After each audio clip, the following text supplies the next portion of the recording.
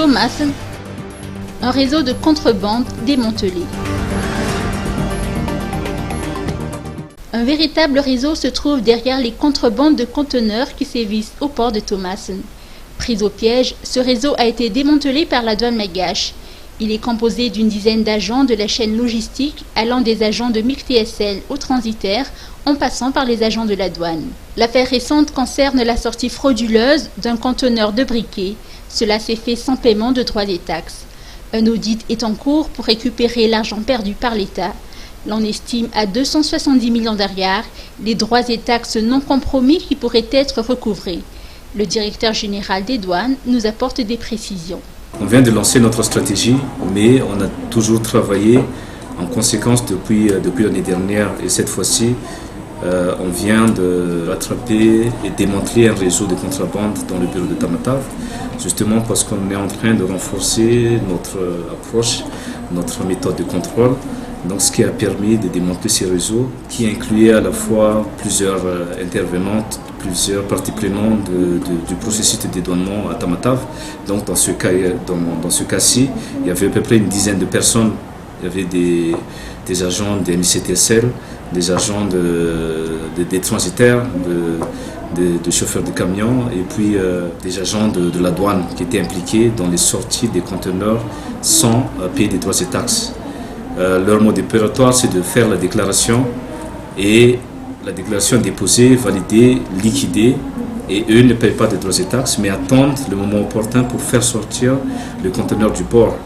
Donc pour ce cas-ci, ils ont déposé la déclaration, c'était le 11 novembre, ça a été liquidé le 11 novembre, donc les procédures douanières ont été effectuées, mais ils n'ont pas payé les droits et taxes.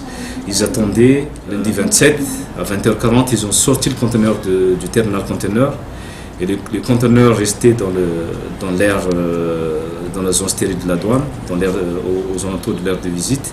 Et puis mardi à 18h15, ils ont profité des fils de conteneurs de riz qui sortaient du port et le mettaient entre ces fils de conteneurs et pour les faire sortir. La douane prend toutes les dispositions nécessaires et sera intransigeante.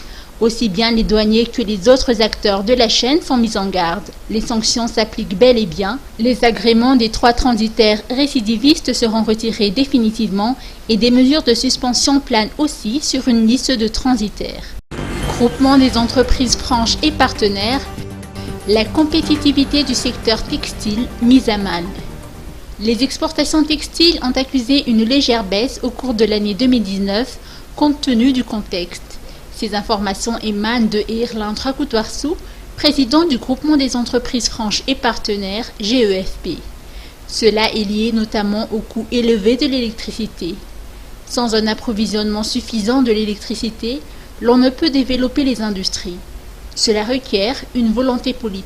Le président du GEFP insiste également sur la nécessité de trouver une solution viable pour la production de vapeur, cruciale pour l'industrie textile. Il ne peut y avoir de production textile sans vapeur. Des mesures d'accompagnement devraient ainsi être prises face à l'interdiction de l'utilisation de bois de chauffe pour les chaudières.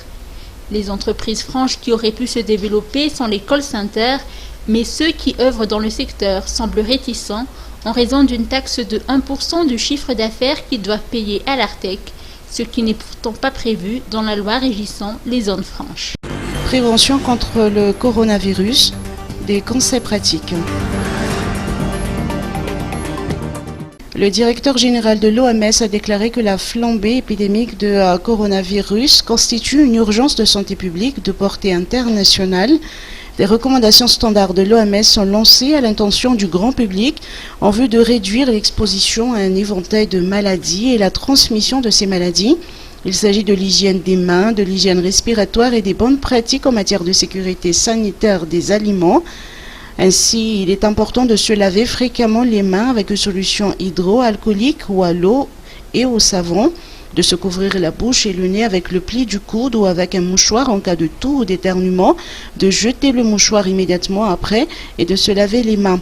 Il faut éviter les contacts proches avec les personnes qui ont de la fièvre et qui toussent. En cas de fièvre, de toux ou de difficulté à respirer, consulter un médecin sans tarder et lui indiquer les voyages effectués. Concernant les marchés situés dans les zones infectées par le coronavirus, éviter les contacts directs non protégés avec les animaux vivants et avec les surfaces en contact avec les animaux. La consommation de produits d'origine animale crus ou mal cuits doit être évitée. Conformément aux bonnes pratiques relatives à la sécurité sanitaire des aliments, la viande, le lait ou les abats crus doivent être manipulés avec précaution afin d'éviter une contamination croisée avec les aliments crus. Notons que jusqu'ici, aucun cas suspect ni confirmé de coronavirus n'est encore décelé dans le pays. Partage de compétences, développer les potentiels des jeunes. Une séance de partage de compétences et d'expériences a été organisée aujourd'hui à l'IFM Analakil dans le but d'inciter les jeunes à développer leurs capacités et de les orienter dans leur future profession.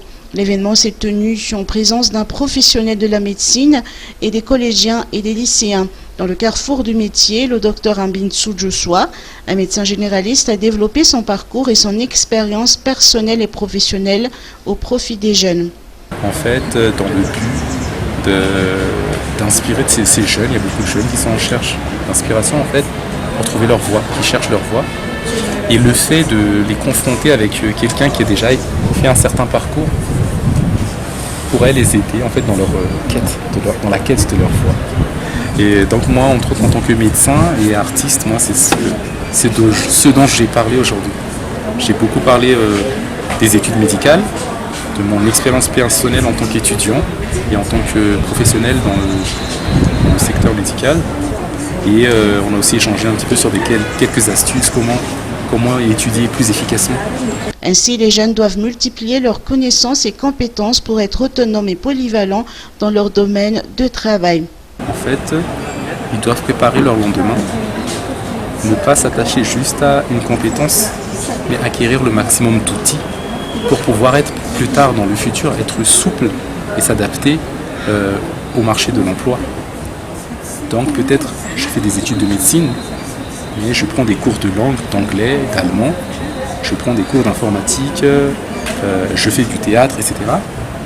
Parce que ensuite il y aura 2 médecins qui vont sortir, ils vont être diplômés, ils vont être docteurs.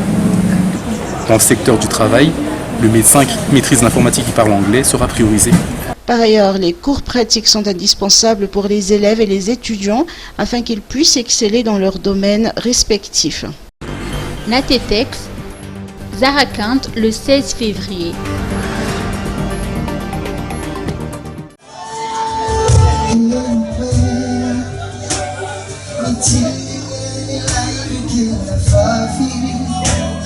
Le groupe Natetex partagera le 16 février prochain sa musique, son art à tous les amoureux et aux amoureux des ballades romantiques.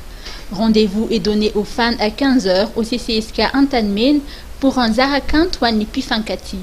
Selon les précisions apportées par Eran Mampian, directeur général de Meritska Productions, ce concert sera marqué par la sortie officielle de l'album Zarakant. L'album y sera vendu à un prix promotionnel de 10 milliards.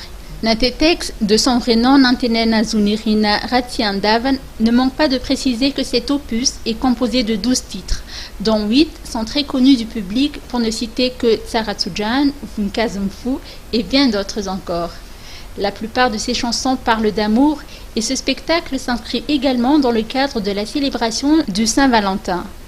Le groupe promet un spectacle vivant. En plus d'être chanteur, Natetex fait aussi du théâtre, ce qui donne une touche particulière à chacune de leurs prestations. Les billets sont en vente à partir de ce jour au Super Musique Analakil.